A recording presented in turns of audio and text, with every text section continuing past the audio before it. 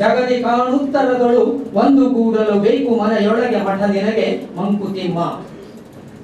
ಗೌರವ ಡಾಕ್ಟರೇಟ್ ಪದವಿ ಪುರಸ್ಕೃತ ಶ್ರೀ ದೇವರು ಗಣಪತಿ ಭಟ್ಟರವರೇ. Medicina alternative affiliated with the open international university for complementary medicine, Colombo, Sri Lanka ಇವರು ತಮ್ಮ ಸಮಾಜ ಸೇವೆಯನ್ನು ಗುರುತಿಸಿ ಸಮಾಜ ಸೇವಕನೆಂದು ಗೌರವ ಡಾಕ್ಟರೇಟ್ ಪದವಿಯನ್ನು ದಿನಾಂಕ 4/5/14 ಮಲೇಷಿಯಾದ ಕೌಲಾಲಂಪುರದ ಇಸ್ತಾನ ಹೋಟೆಲ್ನಲ್ಲಿ ಜರುಗಿದ ಪದವಿಧಾನ ಸಮಾರಂಭದಲ್ಲಿ ಪ್ರದಾನ ಮಾಡಿದ್ದಾರೆ. ಇದು ನಮ್ಮ ಇಡೀ ಉತ್ತರ ಕನ್ನಡ ಜಿಲ್ಲೆಗೆ ಸಂತಸ, ಹೆಮ್ಮೆಯ ಸಂಗತಿಯಾಗಿದೆ. ತಾವು ಸರಳ ಸಜ್ಜನಿಕೆಯಿಂದ ಕೂಡಿದ ಸಂಘಜೀವಿಯಾಗಿ ಬಡವರ, ದೀನ ದಲಿತರ ಜೀವನ ಹಸನುಗೊಳಿಸುವಲ್ಲಿ ಮಾಡಿದ ಸಹಾಯಕ ಕೈಂಕರ್ಯವನ್ನು ಗುರುತಿಸಿ ವಿಶ್ವವಿದ್ಯಾನಿಲಯದವರು ಗೌರವ ಡಾಕ್ಟರೇಟ್ ನೀಡಿ ಗೌರವಿಸಿದ್ದಾರೆ. ಇದನ್ನು ತಿಳಿದ ನಮಗೆ ತಮ್ಮನ್ನು ಆತ್ಮೀಯವಾಗಿ ಅಭಿನಂದಿಸಲು ಸಂತೋಷವೆನಿಸುತ್ತದೆ. ಇಂದಿನ ಆಧುನಿಕ ತಂತ್ರಜ್ಞಾನದ ಯುಗದಲ್ಲಿ ಪ್ರಚಾರದ ಹಿನ್ನೆಲೆಯಲ್ಲಿ ಮಾಧ್ಯಮಗಳ ಮೂಲಕ, ಭಾಷಣಗಳ ಮೂಲಕ ತಮ್ಮ ಹೆಸರು ಮತ್ತು ಪ್ರಸಿದ್ಧಿಯನ್ನು ವೃದ್ಧಿಸಿಕೊಳ್ಳಿಸುತ್ತಾರೆ. ಆದರೆ ತಾವು ಇದಕ್ಕೆ ಅಪವಾದವೆಂಬಂತೆ ವನ ಸುಮದ ತನ್ನಷ್ಟಕ್ಕೆ ತಾನು ಜನರ ಅಭಿವೃದ್ಧಿಗಾಗಿ ಪ್ರಾಂಜಲ ಮತ್ತು ಪ್ರಾಮಾಣಿಕ ಸೇವೆಯನ್ನು ಮಾಡುತ್ತಾ ವಿಕಸನಗೊಂಡಿದ್ದೀರಿ. ಬಡವರ ಸೇವೆಗಾಗಿ ತಮ್ಮ ಕಾರ್ಪೊರೇಟ್ ಹುದ್ದೆಯನ್ನು, ಅಂದರೆ ಒಂದು ದೊಡ್ಡ ಕಂಪನಿಯಲ್ಲಿರ್ತಕ್ಕಂಥ ಹುದ್ದೆಯನ್ನು ತ್ಯಾಗ ಮಾಡಿ ಶಿರಸಿಗೆ ಬಂದು ಸಮುದಾಯಕ್ಕೆ ಸಹಾಯ ಮಾಡಿದ್ದೀರಿ. ನಿಜವಾಗಿಯೂ ನಿಸ್ವಾರ್ಥ ಸೇವೆಗೆ ತಾವು ಇನ್ನೊಂದು ಹೆಸರು. ಶಂಕರ ಭಗವತ್ಪಾದಾನುಗ್ರಹಿತ ವಂಶ ಸುಧಾವಾರಿಧಿಯಲ್ಲಿ 1953 ಆಗಸ್ಟ್ 20 ಶಿರಸಿ ತಾಲೂಕು ಬರೂರು ಗ್ರಾಮದ ಶ್ರೀ ನರಸಿಂಹ ದೇವಾಲಯದ ಅರ್ಚಕರಾಗಿದ್ದ ಕೀರ್ತಿಶೇಷ ಶ್ರೀ ಗಣಪತಿ ಭಟ್ ಮತ್ತು ಸೀತಾ ದಂಪತಿಗಳಿಗೆ ಮಗನಾಗಿ ಜನಿಸಿದ ತಾವು ಬರೂರಿನಲ್ಲಿಯೇ ಪ್ರಾಥಮಿಕ ಶಿಕ್ಷಣ ಪೂರೈಸಿದ್ದೀರಿ. ನಂತರ ದೊಡ್ಡಪ್ಪ ಕಡತೋಕ ಭಟ್ರ ಮನೆ ಶ್ರೀರಾಮ ಭಟ್ಟರ ಗರಡಿಯಲ್ಲಿ ಪಳಗುತ್ತಾ ಮಾಧ್ಯಮಿಕ ಶಿಕ್ಷಣವನ್ನು ಜನತಾ ವಿದ್ಯಾಲಯ ಕಡತೋಕದಲ್ಲಿ ಪೂರೈಸಿ ವಿದ್ಯೋದಯ ಪದವಿ ಪೂರ್ವ ಕಾಲೇಜು ಯಡಳ್ಳಿಯಲ್ಲಿ ಪದವಿ ಪೂರ್ವ ಶಿಕ್ಷಣವನ್ನು ಪಡೆದು ಶಿರಸಿ MES ವಿದ್ಯಾಲಯದಲ್ಲಿ ವಾಣಿಜ್ಯ ವಿಷಯದಲ್ಲಿ ಪದವಿ ಪಡೆದಿದ್ದೀರಿ. ತಮ್ಮ ಅಧ್ಯಯನದ ಅವಧಿಯಲ್ಲಿ ಪಟ್ಟ ಕಷ್ಟ ಅಷ್ಟಿಷ್ಟಲ್ಲ. ಉಳುವೆ ಗ್ರಾಮ ಸೇವಕ ಸಹಕಾರಿ ಸಂಘ ಬರೂರು, ಶ್ರೀ ಗಜಾನನ ಸ್ಟೋರ್ ಶಿರಸಿ ಹಾಗೂ ಸಾಮ್ರಾಟ್ ಹೋಟೆಲಿನಲ್ಲಿ ಕೆಲಸ ಮಾಡುತ್ತಾ ತಮ್ಮ ವಿದ್ಯಾಭ್ಯಾಸ ಪೂರೈಸಿದ್ದೀರೆಂದರೆ ನಿಜಕ್ಕೂ ಶ್ಲಾಘನೀಯ. ದಕ್ಷ ಆಡಳಿತಗಾರರೇ, ಬಳ್ಳಾರಿಯ ಒಂದು ಖಾಸಗಿ ಅದಿರು ಕಂಪನಿಯಲ್ಲಿ ಸಹಾಯಕರಾಗಿ ಸೇವೆ ಪ್ರಾರಂಭಿಸಿದ ತಾವು ತಮ್ಮ ಕಾರ್ಯಕ್ಷಮತೆಯಿಂದ ಕಂಪನಿಯ ಪ್ರಬಂಧಕರಾಗಿ, ಮುಖ್ಯ ಕಾರ್ಯನಿರ್ವಾಹಕರಾಗಿ ಪದೋನ್ನತಿ ಪಡೆದಿದ್ದೀರಿ. ಎಷ್ಟೋ ಅಡೆತಡೆಗಳ ಮಧ್ಯೆಯೂ ಧೃತಿಗೆಡದೆ ಕಂಪನಿಯ ಸ್ಥಿರತೆ, ಸಾಮಾಜಿಕ ಜವಾಬ್ದಾರಿ, ಆರ್ಥಿಕ ಭದ್ರತೆ ಹಾಗೂ ಕಂಪನಿಯ ವಾರ್ಷಿಕ ಆದಾಯ ಮಟ್ಟ ಹೆಚ್ಚಿಸುವಲ್ಲಿ ಹಲವು ಕಾರ್ಯಕ್ರಮ ಜಾರಿಗೊಳಿಸುವಲ್ಲಿ ಧೈರ್ಯ ಮತ್ತು ದೂರದರ್ಶಿತ್ವ ತೋರಿಸಿದ್ದೀರಿ. ತಮ್ಮ ಸಂಘಟನೆಯಲ್ಲಿ ಕೆಲಸ ಮಾಡುವ 300ಕ್ಕೂ ಹೆಚ್ಚು ಕಾರ್ಮಿಕರ ಕಾರ್ಯದಕ್ಷತೆ, ಉತ್ಪಾದನಾ ಶಕ್ತಿ ಮತ್ತು ಆತ್ಮವಿಶ್ವಾಸ ಹೆಚ್ಚಿಸಲು ಎಲ್ಲ ಉದ್ಯೋಗಿಗಳಿಗೆ ಸಮೂಹ ವಿಮೆ, ವೈದ್ಯಕೀಯ ಸೌಲಭ್ಯ ಹಾಗೂ ಪ್ರಾವಿಡೆಂಟ್ ಫಂಡ್ ಸೌಲಭ್ಯ ಒದಗಿಸಿದ್ದೀರಿ. ಉದ್ಯೋಗಿಗಳ ಕಷ್ಟಕಾಲದಲ್ಲಿ ಜಾತಿ, ಮತ, ವಯಸ್ಸಿನ ಭೇದ ತೋರದೆ ಎಲ್ಲರಿಗೂ ಎಲ್ಲ ಕಾರ್ಯದಲ್ಲೂ ವೈಯಕ್ತಿಕವಾಗಿ ಕೂಡ ಸಹಾಯ ನೀಡಿದ್ದೀರಿ.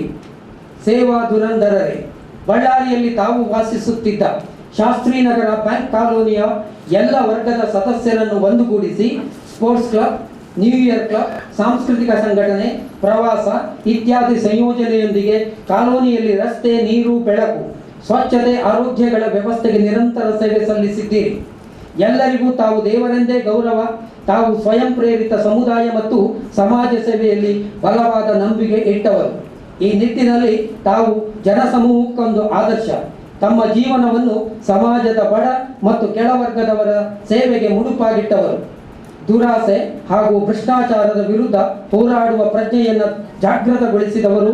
ಹಾಗಾಗಿಯೇ ತಮ್ಮನ್ನು ಪ್ರಸಿದ್ಧ ಋಷಿ ದಾರ್ಶನಿಕರಾಗಿ ಮುಂದೆ ಬರಲಿರುವ ಶಾಂತಿಮಯ ಸುವರ್ಣ ಯುಗದ ಮತ್ತು ಪರಸ್ಪರ ತಿಳುವಳಿಕೆಯ ಸಾಮರಸ್ಯದ ಎಂಬುದು ತಪ್ಪಾಗಲಾರದು. ಎಷ್ಟೋ ಗ್ರಾಮೀಣ ಬಡ ಕೃಷಿ ಕುಟುಂಬಗಳಲ್ಲಿಯ ಅವಿವಾಹಿತ ಯುವಕರಿಗೆ ಕನ್ಯೆಯರನ್ನು ಹುಡುಕಿ ತಂದು ಮದುವೆ ಮಾಡಿ ಅವರ ಕುಟುಂಬ ಬೆಳಗಿದ್ದೀರಿ. ಆತ್ಮೀಯರೇ, ಇಂದಿಗೂ ವರಮಾನ ತೆರಿಗೆ ಮಾಹಿತಿ, ವಾಸ್ತು ಮಾಹಿತಿ, ಯೋಗ ಥೆರಪಿ ಕಾರ್ಯಗಳನ್ನು ಸೇವಾ ರೂಪದಲ್ಲಿ ಮುಂದುವರಿಸಿರುವುದು ಸಮಾಜದ ಋಣ ತೀರಿಸುವ ಮಾರ್ಗವೆಂದುಕೊಂಡಿದ್ದೀರಿ. ತಾವು ಪ್ರಶಸ್ತಿ ಪುರಸ್ಕಾರಗಳನ್ನು ಹುಡುಕಿಕೊಂಡು ಹೋದವರಲ್ಲ. ತಮ್ಮ ಸೃಜನಶೀಲತೆಗೆ, ಕ್ರಿಯಾಶೀಲತೆಗೆ, ಸಮಾಜ ಸೇವಾ ಮನೋಭಾವನೆಗೆ ತಮ್ಮನ್ನೇ ಆರಿಸಿಕೊಂಡು ಬಂದಿದೆ. ತಮಗೆ ನಮ್ಮೆಲ್ಲರ ಅಂತರಾಳದ ಅಭಿನಂದನೆಗಳು. ತಮ್ಮ ಎಲ್ಲ ಚಟುವಟಿಕೆಯ ಬೆನ್ನೆಲುಬಾಗಿ ತಮ್ಮ ಶ್ರೀಮತಿ ಗೀತಾ ಅವರು ಸಹಕರಿಸುವುದನ್ನು ಮರೆಯುವಂತಿಲ್ಲ. ಇದರಲ್ಲಿ ಒಂದು ಮಾತನ್ನು ನಾನು ಹೇಳಬೇಕಾಗ್ತದೆ. ಅವರ ಶ್ರೀಮತಿಯವರು ಬಗ್ಗೆ ಯಾವುದೇ ಒಬ್ಬ ಏನು ಸಾಧನೆ ಮಾಡಿದ ಪುರುಷನ ಹಿಂದೆ ಮಹಿಳೆ ಇರ್ತಾಳೆ ಅಂತ ಯಾವುದೇ ವ್ಯಕ್ತಿ ತುಂಬ ಆಸೆ ಇರ್ಬೋದು ಅವನಿಗೆ, ತಾನು ಹಾಗೆ ಮಾಡಬೇಕು ಹೀಗೆ ಮಾಡಬೇಕು. ಆದರೆ ಮನೆಗೆ ಹೋಗಿ ತಲೆಗೆ ಕುಟ್ಟುವ ಹೆಂಡತಿದ್ರೆ ಏನು ಮಾಡ್ಲಿಕ್ಕೆ ಆಗುತ್ತಿಲ್ಲ. ಆದರೆ ಎಲ್ಲ ಕೆಲಸದಲ್ಲಿಯೂ ನಾನು ನಿಮ್ಮೊಟ್ಟಿಗೆ ಇದ್ದೇನೆ ಹೇಳುವಂಥ ಮಡದಿ ಯಾರಿಗೆ ಸಿಗ್ತಾಳೋ ಅಂಥವರು ಪುಣ್ಯವಂತರು. ಅಂತಹ ಪುಣ್ಯವನ್ನು ದೇವರು ಕೊಟ್ಟರವರು ಮಾಡಿದ್ದಾರೆ. ಇಂತಹ ಸಜ್ಜನಿಕೆಯ ಗಂಡನನ್ನ ಪಡೆದ ಗೀತಕ್ಕನು ಭಾಗ್ಯವಂತೆ ಅಂತ ಹೇಳ್ತಾ, ಈ ಎಲ್ಲ ಶ್ರಮದ ಹಿಂದೆ ಆ ಮಹಿಳಾ ಶಕ್ತಿಯ ಒಂದು ಗುರುತನ್ನು ಕೂಡ, ಪ್ರಜ್ಞೆಯನ್ನು ಕೂಡ ನಾವು ಗೌರವಿಸಬೇಕು ಅಂತ ಹೇಳಿಕೊಂಡು, ಆರತಿಗೂ ಕೀರತಿಗೂ ಒಬ್ಬಳೇ ಆಗಿ ಜನಿಸಿದ ಮಗಳು ಈಗ ಬೆಂಗಳೂರಿನಲ್ಲಿ IT ಉದ್ಯೋಗಿಯಾಗಿರುವ ಚೈತ್ರ ಕುಟುಂಬದವರಿಗೂ ತಮ್ಮ ಕುಟುಂಬದವರಿಗೂ ದೇವರು ಆಯುರಾರೋಗ್ಯ ಐಶ್ವರ್ಯ ಕೊಟ್ಟು ಸುಖವಾಗಿಡಲೆಂದು ದೇವರಲ್ಲಿ ಪ್ರಾರ್ಥಿಸಿ ಅರ್ಪಿಸಿದ ಅಭಿನಂದನಾ ಪತ್ರ ಸಂಯೋಜಕರು, ಅಭಿನಂದನಾ ಸಮಾರಂಭ ಹಾಗೂ ಅಭಿಮಾನಿಗಳು ಶಿರಸಿ ಶ್ರೀ ಕಟ್ಟೆ ರಾಮಚಂದ್ರ, ಸಿನಿಮಾ ನಿರ್ಮಾಪಕರು ಹಾಗೂ ನಿರ್ದೇಶಕರು, ಬೆಂಗಳೂರು. ಸ್ಥಳ ಶಿರಸಿ, ದಿನಾಂಕ 22/2014. ಧನ್ಯವಾದ. ಧನ್ಯವಾದ ಶ್ರೀ ಎಂ ಜಿ ಹೆಗಡೆ ಅವರೇ. ಇವತ್ತಿನ ಕಾರ್ಯಕ್ರಮದ ಮುಖ್ಯ ಘಟ್ಟ ಅಭಿನಂದನೆ. ವೇದಿಕೆಯ ಮೇಲೆ ಉಪಸ್ಥಿತರಿರುವಂತಹ ಎಲ್ಲ ಗಣ್ಯರು ಸೇರಿ ಸನ್ಮಾನ್ಯ ಶ್ರೀ ದೇವರು ಭಟ್ ದಂಪತಿಗಳನ್ನ ಅಭಿನಂದಿಸಲಿದ್ದಾರೆ. ದಯಮಾಡಿ ಅಧ್ಯಕ್ಷರಾದಂಥ ಶ್ರೀ ಭಾಸ್ಕರ್ ಹೆಗಡೆ ಕಾಗೇರಿಯವರು, ಡಾಕ್ಟರ್ SI ಭಟ್ ಅವರು ಅಭಿನಂದಿಸಬೇಕು.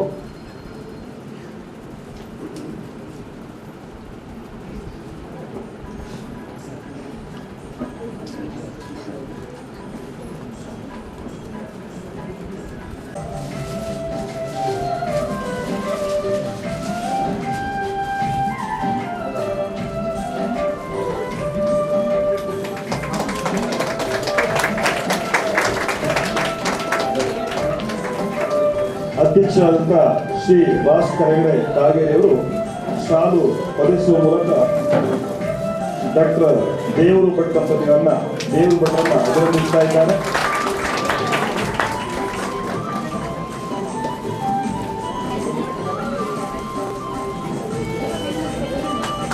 ಹಾಗೆ ಡಾಕ್ಟರ್ SI ಭಟ್ ಅವರು ಶ್ರೀಮತಿ ದೇವರು ಭಟ್ ಅವರನ್ನ ಅಭಿನಂದಿಸಿದ್ದಾರೆ.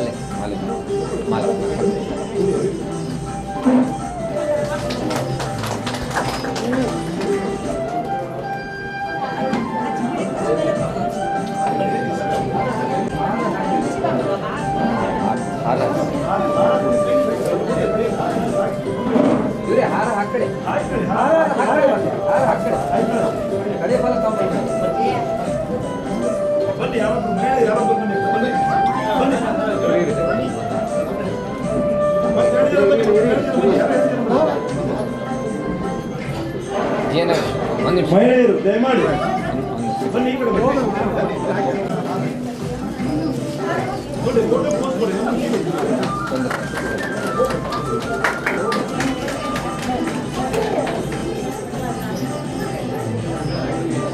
ಒಂದು ಸೆಕೆಂಡ್ ಸರ್, ಒಂದು ನಿಮಿಷ ಬಿಡ್ರಿ ಸ್ವಲ್ಪ.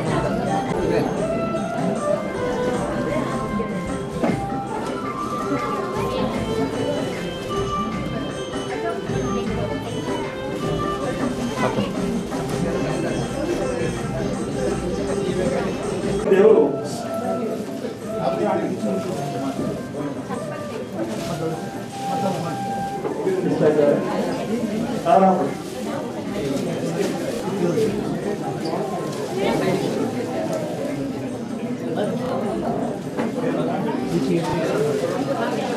ಅರುಣ್ ಭಟ್ ಅವರು ತಮ್ಮ ಅರುಣ್ ಭಟ್ ಬಡವರವರು ಅಭಿನಂದನೆಯನ್ನ ಸಲ್ಲಿಸ್ತಾ ಇದ್ದಾರೆ.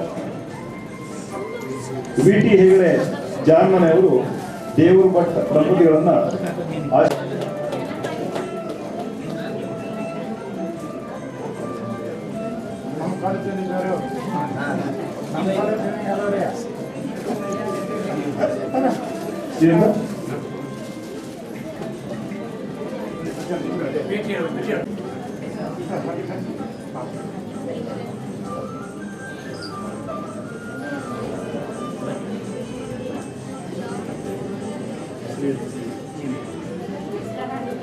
ಜಿ.ವಿ. ಹೆಗಡೆ ಹಣಗಾರ್ ಅವರು ತಮ್ಮ ಅಭಿನಂದನೆಯನ್ನ ಸಲ್ಲಿಸ್ತಾ ಇದ್ದಾರೆ ಮಾಲಾರ್ಪಣೆಯನ್ನ ಮಾಡುವುದರ ಮೂಲಕ.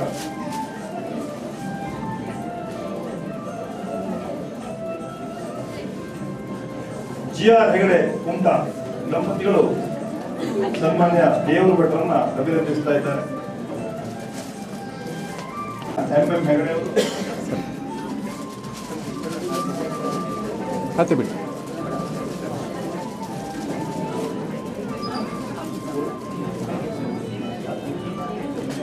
ಪ್ರಭಾಕರ್ ನಾಯ್ಕ್ ಲೇಗಾರ್ ಅವರು ಅಭಿನಂದಿಸ್ತಾ ಇದ್ದಾರೆ.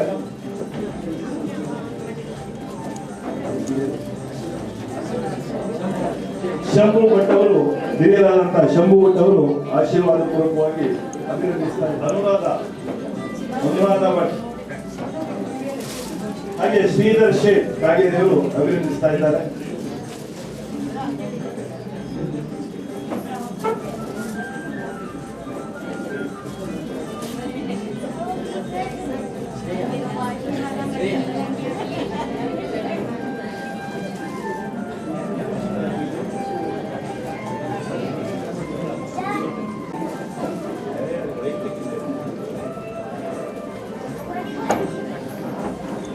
ಆತ್ಮೀಯವಾಗಿ ಎಲ್ಲ ಆತ್ಮೀಯರು, ಬಂಧುಗಳು, ಅವರ ಹಿತೈಷಿಗಳು, ಕುಟುಂಬದವರು, ಅಭಿಮಾನಿಗಳು, ಪರಿಚಯದವರು, ಹೀಗೆ ಸಮಾಜದ ಎಲ್ಲ ಸ್ತರದವರು ಸೇರಿ ಅವರನ್ನ ಅಭಿನಂದಿಸಿದ್ದು ವಿಶೇಷ.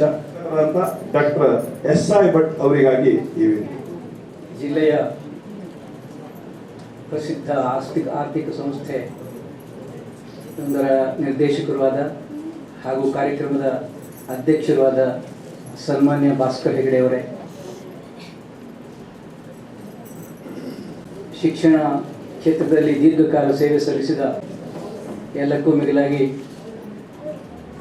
ಪ್ರದೇಶದ ವ್ಯಕ್ತಿ, ಅಂತಾರಾಷ್ಟ್ರೀಯ ಮಟ್ಟದಲ್ಲಿ ವಿದೇಶದಲ್ಲಿ ಗುರುತಿಸಿಕೊಂಡಂಥ ಶ್ರೇಷ್ಠ ಸಮಾಜ ಸೇವಕ ಸನ್ಮಾನ್ಯ ದೇವರು ಭಟ್ರವರೇ, ಆಮಂತ್ರಿತರೇ, ಬಂಧು ಬಳಗವೇ, ಬಂಧು ಭಗಿನಿಯರೇ ಹಾಗೂ ಎಲ್ಲ ಆತ್ಮೀಯರೇ, ಕಿರಿಕಿರಿಯ ಸ್ನೇಹಿತರೆ,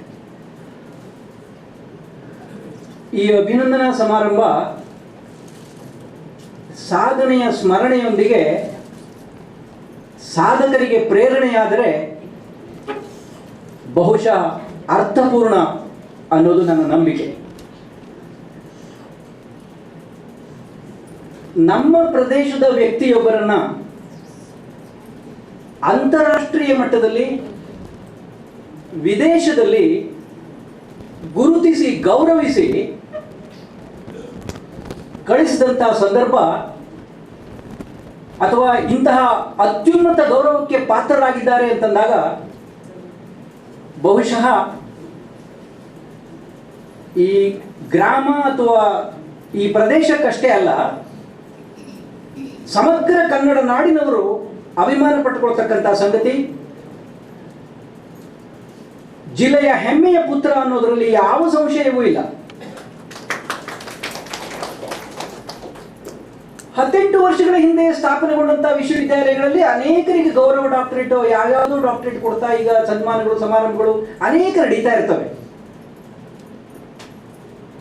ಗೌರವಿಸಿದ್ದನ್ನು ಗಮನಿಸಿ, ವಿಶ್ವವಿದ್ಯಾಲಯದ ಹಿನ್ನೆಲೆಯನ್ನು ಗಮನಿಸಿ, ಯಾಕಾಗಿ ನೀಡಿದ್ದಾರೆ ಅನ್ನೋದನ್ನು ಗಮನಿಸಿ, ಅಭಿಮಾನ, ಬಹುಶಃ ಈ ಅಭಿನಂದನಾ ಸಮಾರಂಭದ ಒಳನೋಟವನ್ನ ನೀವು ಗಮನಿಸಿದರೆ ಬಹುಶಃ ಪ್ರತಿಯೊಬ್ಬರಿಗೂ ರೋಮಾಂಚನ ಆಗ್ತಕ್ಕಂಥ ಅಂಶ ಎದ್ದು ಕಾಣ್ತಾ ಇದೆ. 52 ವರ್ಷಗಳಿಂದ ಅರ್ಧ ಶತಮಾನಗಳಿಗೂ ಹೆಚ್ಚು ಕಾಲ ಅಂತಾರಾಷ್ಟ್ರೀಯ ಮಟ್ಟದಲ್ಲಿ ಕಾರ್ಯನಿರ್ವಹಿಸ್ತಾ ಇದ್ದಂತಹ ವಿಶ್ವವಿದ್ಯಾಲಯ, ಮುಕ್ತ ವಿಶ್ವವಿದ್ಯಾಲಯ ಕೊಲಂಬೋದಲ್ಲಿದೆ. ಇಂತಹ ವಿಶ್ವವಿದ್ಯಾಲಯ ಅನೇಕರಿಗೆ ಡಾಕ್ಟರೇಟ್ ಅನ್ನು ಕೊಡ್ತಾ ಇದೆ. ಕಲೆ, ವಿಜ್ಞಾನ, ವಾಸ್ತುವಿಜ್ಞಾನ, ಔಷಧ ವಿಜ್ಞಾನ, ಹಾಗೆ 10 ಹಲವು ಕ್ಷೇತ್ರಗಳಲ್ಲಿ. ಅದೇ ರೀತಿಯಾಗಿ ಸಮಾಜ ಸೇವೆ, ಸಮಾಜ ಸೇವಾ ವಿಭಾಗದಲ್ಲಿ ಸಾಧಕರನ್ನ ಗುರುತಿಸಿ ಗೌರವ ಡಾಕ್ಟರೇಟ್ ಅನ್ನು ನೀಡತಕ್ಕಂಥ ಒಂದು ಪರಂಪರೆ ಅರ್ಧ ಶತಮಾನಗಳಿಂದ ನಡೆತಾ ಬಂದಿದೆ. ಈ ಒಂದು ಹಿನ್ನೆಲೆಯಲ್ಲಿ ಈ ವಿಶ್ವವಿದ್ಯಾಲಯ ಮಾನ್ಯದೇವರು ಭಟ್ಟರನ್ನ ಗೌರವಿಸಿದೆ, ಡಾಕ್ಟರೇಟ್ ಅನ್ನು ನೀಡಿದೆ, ಗುರುತಿಸಿದೆ. ಇಂತಹ ಒಂದು ಸನ್ಮಾನಕ್ಕಾಗಿ, ಇಂತಹ ಒಂದು ಸಾಧನೆಗಾಗಿ ಇಂದಿನ ಈ ಅಭಿನಂದನಾ ಸಮಾರಂಭ. ಈ ಅಭಿನಂದನೆ ಈ ಒಳನೋಟಕ್ಕೆ ಒಮ್ಮೆ ನಿಮ್ಮ ಗಮನವನ್ನು ಸೆಳೆಯಲಿಕ್ಕೆ ಇಚ್ಛಿಸ್ತೇನೆ. ಆ ಒಳನೋಟ ಅಭಿನಂದನಾ ಸಮಾರಂಭ ಅಂತಂದಾಗ ಇಲ್ಲಿ 6 ಅಂಶಗಳು ಅಡಕವಾಗಿವೆ. ನಾನು ಕಂಡ ಹಾಗೆ 6 ಅಂಶಗಳು ಅಡಕವಾಗಿವೆ.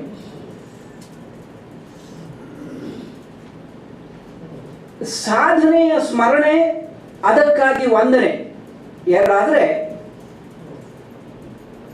ಈ ಸಾಧನೆಯ ಸ್ಮರಣೆ ಮಾಡ್ತಾ ಮಾಡ್ತಾ ಸರ್ವರಿಗೂ ಆನಂದ ಆಗ್ತಾ ಇದೆ.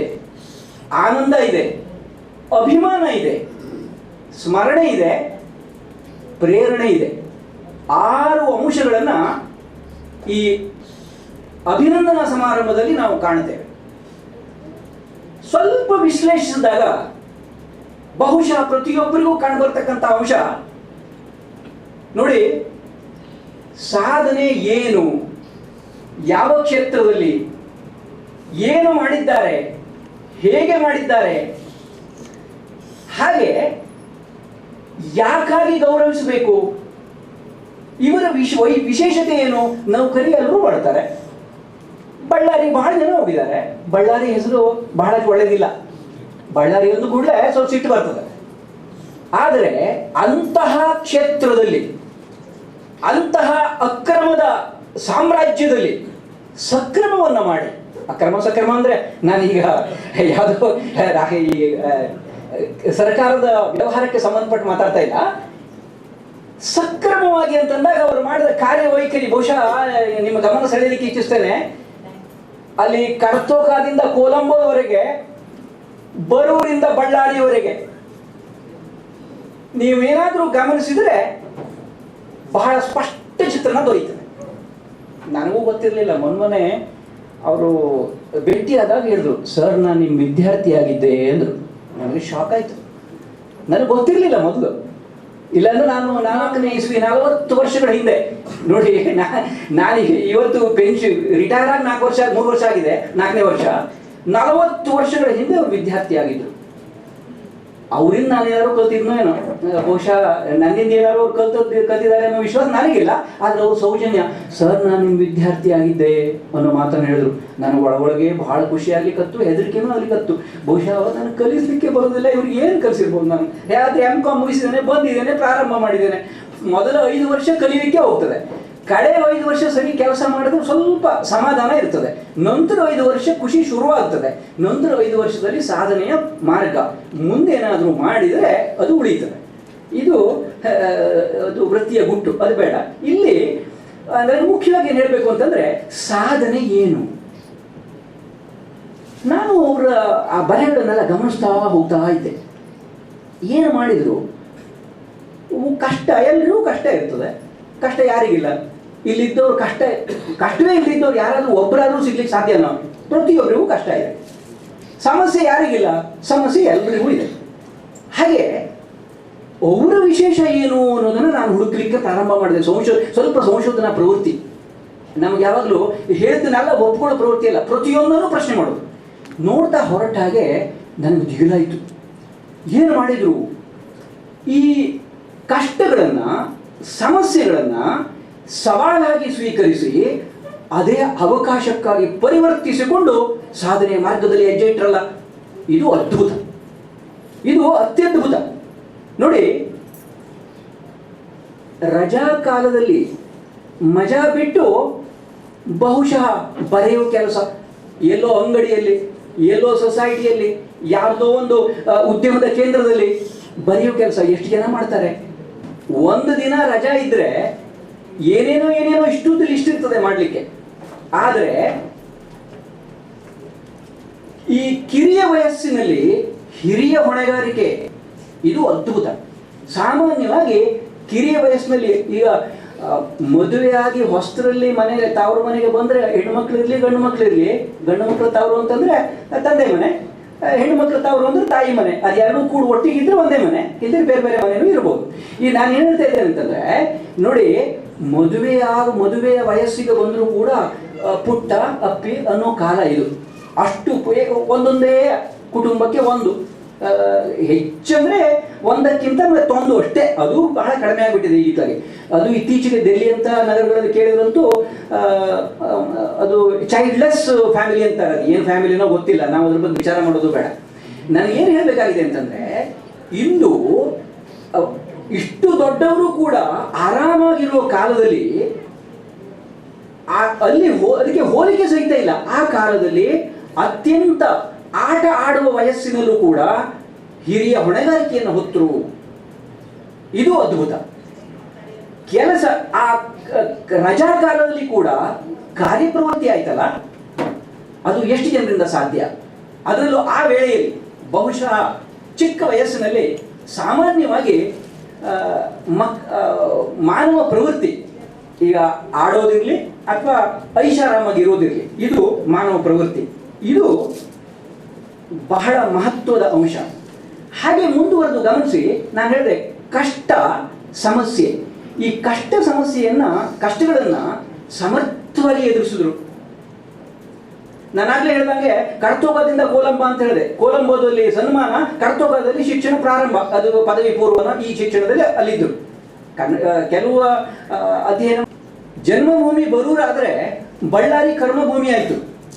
ಜನ್ಮಭೂಮಿಯ ಪಾವಿತ್ರತೆಯನ್ನ, ಅಲ್ಲಿರ್ತಕ್ಕಂಥ ಒಳ್ಳೆಯದನ್ನು ಪಡ್ಕೊಂಡ್ರು.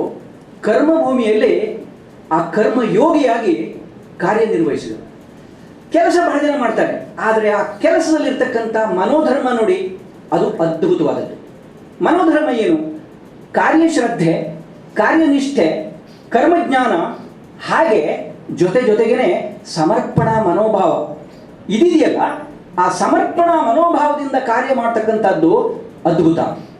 ಇನ್ನು ಸಮೂಹದಲ್ಲಿ ಸಾಧನೆ ಮಾಡಬೇಕಾದ್ರೆ ಸಹಕಾರ ಬೇಕೇ ಬೇಕು. ಆ ಸಹಕಾರವನ್ನು ಸಾಧಿಸಿದರು. ಸಮೂಹದಲ್ಲಿ 2 ಜನ ಇದ್ದರೆ ತಕರಾರು ಶುರು, 3 ಜನ ಇದ್ದರೆ 4 ಅಭಿಪ್ರಾಯ, 5 ಜನ ಇದ್ದರೆ 7 ಅಭಿಪ್ರಾಯ. ಆ ಅಭಿಪ್ರಾಯಗಳನ್ನು ಏಕಾಭಿಪ್ರಾಯವನ್ನಾಗಿ ಪರಿವರ್ತಿಸುವ ಕಾರ್ಯ ಸಾಮಾನ್ಯ ಜನರ ಹತ್ರ ಸಾಧ್ಯ ಇಲ್ಲ. ಅದು ಹಳ್ಳಿಯಿಂದ ಡೆಲ್ಲಿವರೆಗೂ ಅಷ್ಟೇ. ತಮಗೂ ಕೂಡ ಸಾಕಷ್ಟು ಅನುಭವ ಇದೆ, ಬಹಳ ಹಿರಿಯರಿದ್ದಾರೆ. ನಾನು ಉದ್ದ ಭಾಷಣ ಮಾಡಲಿಕ್ಕೆ ಹೆದರ್ತೇನೆ, ಯಾಕೆಂತಂದರೆ ಆಗಲೇ ನನ್ನ ಬಹಳ ಪ್ರೀತಿಯಸ್ಥರು ಅಭಿಮಾನಿಗಳು ಇದ್ದಾರೆ ಇಲ್ಲಿ. ಇವರು ಪ್ರಾರಂಭ ಮಾಡಿದರೆ ಈಗ 40 ವರ್ಷ ಪ್ರಾಧ್ಯಾಪಕರಾಗಿ ಕೆಲಸ ಮಾಡಿದವರು ಮೈಕರ ಮುಂದೆ ನಿಂತಿದ್ದಾರಪ್ಪ, ನೀರು ಕುಡಿದು 2 ಸಾರಿ ನೀರು ಕುಡಿದು ನಿಂತಿದ್ದಾರೆ ಅಂತೇಳಿ ಬಹಳ ಹೆದರುವಂಥ ಸಂದರ್ಭ ಇಲ್ಲ. ಕೊಟ್ಟ ಸಮಯ, ಕೊಟ್ಟ ಭಾಷೆಗೆ ಮೀರಲಾರೆನೋ ಅನ್ನೋ ಹಾಗೆ ಕೊಟ್ಟ ಸಮಯದೊಳಗೆ ನನ್ನ ಮಾತನ್ನು ಮುಗಿಸಲಿಕ್ಕೆ ಇಚ್ಛಿಸ್ತೇನೆ. ಆದರೆ ಅಭಿಮಾನ ಅತಿಯಾದಾಗ ಬಹುಶಃ ಒಂದು ಭಾವನೆಯ ಪ್ರಕಟ ಮಾಡೋದು ಕೂಡ ಕಷ್ಟ ಸಾಧ್ಯದ ಕೆಲಸವಾಗ್ತದೆ. ಅಂತಹ ಕಷ್ಟದಲ್ಲಿ ನಾನು ಇದ್ದೇನೆ. ಆ ಕಷ್ಟವನ್ನೇ ಬಹುಶಃ ಒಂದು ಸವಾಲನ್ನಾಗಿ ಸ್ವೀಕರಿಸಿದ್ದೇನೆ. ಅದೇ ಒಂದು ಅವಕಾಶವಾಗಿ ಪರಿವರ್ತಿಸುವ ಒಂದು ಕಾರ್ಯ ನಾನು ದೇವರ ಭಟ್ಟರಿಂದ ಕಲ್ತಿದ್ದೇನೆ. ಬಹುಶಃ ನನ್ನ ಶಿಷ್ಯರು ಗುರುವನ್ನು ಮೀರಿಸಿದ್ದಾರೆ. ಅದಕ್ಕಿಂತ ಹೆಚ್ಚಿನ ಖುಷಿ ಏನು? ಅದಕ್ಕಿಂತ ಹೆಚ್ಚಿನ ಖುಷಿ ಯಾವುದೂ ಇಲ್ಲ. ಆ ಖುಷಿಯನ್ನು ಅನುಭವಿಸ್ತಾ ಇದ್ದೇನೆ. ಮುಂದುವರೆದು ನೋಡಿ, ಕಾರ್ಮಿಕ ಸಮೂಹದಲ್ಲಿ ಬೆಳೆದರು. ಕರ್ಮಭೂಮಿಯಲ್ಲಿ ಕಾರ್ಮಿಕ ಸಮೂಹ, ಬಳ್ಳಾರಿಯಲ್ಲಿ ಕೆಲಸಗಾರರು ಗಣಿ. ಆ ಗಣಿ ಅಂದರೆ ಅತ್ಯಂತ ಹೆದರಿಕೆ ಆಗಬೇಕು ಅಂತಹ ಗಣಿಗಳು. ಆ ಗಣಿ ದೊರೆಗಳು ಎಲ್ಲೆಲ್ಲಿದ್ದಾರೆ, ಏನೇನು ಮಾಡಿದ್ದಾರೆ ನಿಮಗೆಲ್ಲ ಗೊತ್ತು, ನಾನು ಮಾತಾಡಲಿಕ್ಕೆ ಇಚ್ಛೆ ಪಡೋದಿಲ್ಲ. ಅಂತಹ ಪ್ರದೇಶದಲ್ಲಿ ಇವರು ಬದುಕು. ಅಲ್ಲಿ ಕರ್ಮಯೋಗ ಹೇಗೆ ಸಾಧ್ಯ? ಅದು ಕುರುಕ್ಷೇತ್ರದಲ್ಲಿ ಶಾಂತಿ ಮಂತ್ರ ಪಠಿಸಿದ ಹಾಗೆ. ಕುರುಕ್ಷೇತ್ರ ಯುದ್ಧದಲ್ಲಿ, ಈಗ ಮಹಾಭಾರತ ಬಾಳಿನ ನೋಡ್ತಾ ಇದ್ದೀರಿ, ಆ ಕುರುಕ್ಷೇತ್ರದಲ್ಲಿ ಶಾಂತಿ ಮಂತ್ರ ಎಷ್ಟು ಕಷ್ಟದ ಕೆಲಸ. ಹಾಗೆ ಬಳ್ಳಾರಿಯಲ್ಲಿ ಅವರು ಬಹುಶಃ ಕಾರ್ಮಿಕ ಸಮೂಹದಲ್ಲಿ ಶಾಂತಿಯನ್ನು ಕಂಡುಕೊಂಡರು. ಆ ಸಮೂಹವನ್ನು 300ಕ್ಕೂ ಹೆಚ್ಚು ಆ ಕಾರ್ಮಿಕರನ್ನು ಸಂಘಟಿಸ್ತಕ್ಕಂಥದ್ದು, ಅವರ ಆ ಬಲಹೀನತೆ ಬದುಕಿಗೆ ಬಲ ಕೊಡುವ ಶಕ್ತಿಯನ್ನು ನೀಡುವಂಥ ಒಂದು ಸಂಘಟನೆಗೆ ಹುಟ್ಟುಹಾಕಿ ಅವರು ಎಲ್ಲರಿಗೂ ಕೂಡ ಮೂಲಭೂತ ಸೌಕರ್ಯಗಳನ್ನು ಒದಗಿಸಿಕೊಡುವಲ್ಲಿ ತಮ್ಮನ್ನು ತೊಡಗಿಸಿಕೊಂಡ್ರು, ಖುಷಿಪಟ್ಟರು. ಮನೆಯವರು ಕೂಡ ಖುಷಿಪಟ್ಟರು, ಗೀತಕ್ಕ ಕೂಡ ಖುಷಿಪಟ್ಟರು. ಸಾಮಾನ್ಯವಾಗಿ ಹೆಂಡಂದಿರು ಏನು ಮಾಡ್ತಾರೆ? 3 ಎಳೆ ಸ್ವರ, ದೊಡ್ಡ ಫ್ರಿಜ್ಜು, ಒಳ್ಳೆ ಸೈಟು, ದೊಡ್ಡ ಮನೆ, ಮನೆ ಮೇಲ್ಮನೆ, ಟೈಲ್ಸು, ಹಾಗೆ ಇತ್ಯಾದಿಗಳು ಇದ್ದಾಗ ಖುಷಿ ಪಡುವವರು ಜಾಸ್ತಿ. ಕ್ಷಮೆ ಕೇಳಿ, ತಾಯಂದಿರಲ್ಲಿ ಕ್ಷಮೆ ಕೇಳಿ ಹೇಳ್ತಾ ಇದ್ದೇನೆ, ಇದು ಅಪವಾದ. ಸಿರ್ಸಿ ಪಂಚವಟಿಯಲ್ಲಿರುವವರಾಗಲಿ ಇಲ್ಲಿರ್ತಕ್ಕಂಥವ್ರು ಅಪವಾದ ಅನ್ನೋದನ್ನು ನಾನು ಒಪ್ಪುತ್ತೇನೆ. ಆದರೆ ಬೇರೆ ಕಡೆಗಳಲ್ಲಿ ಗಮನಿಸಿದರೆ ಇವೆಲ್ಲ ಇದಿದ್ರೂ ಖುಷಿ ಪಡೋರು. ಆದರೆ ಗೀತಕ್ಕ ಇವೆಲ್ಲವನ್ನೂ ಮೆಚ್ಚಿಕೊಂಡು ಆ ಖುಷಿಯಲ್ಲಿ ಪಾಲ್ದಾರಗಳಾದ್ರಲ್ಲ, ಅದು ಒಂದು ಸಮಾಜಕ್ಕೆ ನೀಡಿದ ಆದರ್ಶ ಅಲ್ವೇ? ಬಹುಶಃ ನೀವು ಪ್ರತಿಯೊಬ್ಬರೂ ಒಪ್ಪುತ್ತೀರಿ, ಇದು ಸತ್ಕಾರಕ್ಕೆ ಅರ್ಹರಾದಂಥದ್ದು, ಗೌರವಕ್ಕೆ ಅರ್ಹರಾದಂಥ ಒಂದು ಕ್ರಿಯೆ. ಈ ಕ್ರಿಯೆಯನ್ನು ಗುರುತಿಸಿ ಗೌರವಿಸುವಂಥದ್ದು ಸತ್ ಸಮಾಜ ಸಂಪ್ರದಾಯ. ಬಹುಶಃ ಸಾಮಾನ್ಯವಾಗಿ ಈ ಸಾಮಾಜಿಕ ಕ್ಷೇತ್ರದಲ್ಲಿ ಸಾಮಾಜಿಕ ಇತಿಹಾಸವನ್ನು ನೀವು ಪುಟ ತಿರುಗಿಸಿದ್ರೆ ನೀವು ಗಮನಿಸ್ತೀರಿ, ನಿಮಗೆ ಗೊತ್ತಿದೆ, ಈ ಪ್ರತಿಭೆಗೆ ಪುರಸ್ಕಾರ, ಕಳಪೆಗೆ ತಿರಸ್ಕಾರ ನಿರಂತರವಾಗಿ ನಡೆದು ಬಂದಿದೆ. ಇದು ಶ್ರೀಮಂತ ಸಂಪ್ರದಾಯ. ಆ ಸಂಪ್ರದಾಯಕ್ಕೆ ಅನುಗುಣವಾಗಿ ಇಂದಿನ ಅಭಿನಂದನಾ ಸಮಾರಂಭ. ಈ ಅಭಿನಂದನೆಗೆ ಅತ್ಯಂತ ಇದು ಅಭಿನಂದನೆಯ ಹಿನ್ನೆಲೆ ಅರ್ಥಪೂರ್ಣವಾಗಿದೆ, ಯಥಾಯೋಗ್ಯವಾಗಿದೆ ಅಂತಕ್ಕಂಥ ಮಾತನ್ನು ಹೇಳಲಿಕ್ಕೆ ಇಚ್ಛಿಸ್ತೇನೆ. ಹಾಗೆ ನೋಡಿ, ಸಮುದಾಯ ಸೇವೆ ಇವರ ಸಾಧನೆಯಲ್ಲಿ ದಾಖಲಿಸಲ್ಪಟ್ಟಿದೆ. ಸಮುದಾಯ ಸೇವೆ, ಹಳ್ಳಿ ವಾಸಕ್ಕೆ ಒಲವು, ನಗರದ ಕಡೆಗೆ ಸೈನ್ಯವೇ ಜನಾರಣ್ಯವೇ ಅಲ್ಲಿ ನಿರ್ಮಾಣವಾಗ್ತಿರುವಾಗ ಮನೆ ದೇವರು ಭಟ್ರವರು ಹಳ್ಳಿ ವಾಸದ ಕಡೆಗೆ ಒಲವು, ಹಳ್ಳಿಯ ಜನರ ಕಡೆಗೆ ಪ್ರೀತಿ ವಿಶ್ವಾಸ ಬೆಳೆಸಿ ಭಾವಬಂಧ. ಬಲ್ಲವರು ಹೇಳ್ತಾರೆ, ಬಾಹುಬಲಕ್ಕಿಂತ ಭಾವಬಂಧ ಹೆಚ್ಚು ಗಟ್ಟಿ ಅಂತ ಹೇಳ್ತಾರೆ. ಭಾವಬಂಧ ಅಂತ ಭಾವ ಅಂದರೆ ಭಾವನೆ, ಅಕನ್ನಡ ಭಾವಲ್ಲ, ಭಾವನೆ ಅಂತಕ್ಕಂಥ ಅರ್ಥದಲ್ಲಿ ಇದು ಅತ್ಯದ್ಭುತ. ಅಂತಹ ಭಾವನಾ ಪ್ರಧಾನವಾದ ಬದುಕನ್ನು ಬದುಕಿದರು ದೇವರು ಭಟ್ರವರು. ಇದನ್ನು ಗುರುತಿಸಿದ್ದಾರೆ. ಹಾಗೆ ಇನ್ನೊಂದು ಬಹಳ ವಿಶೇಷ, ನೀವು ನೋಡಿ,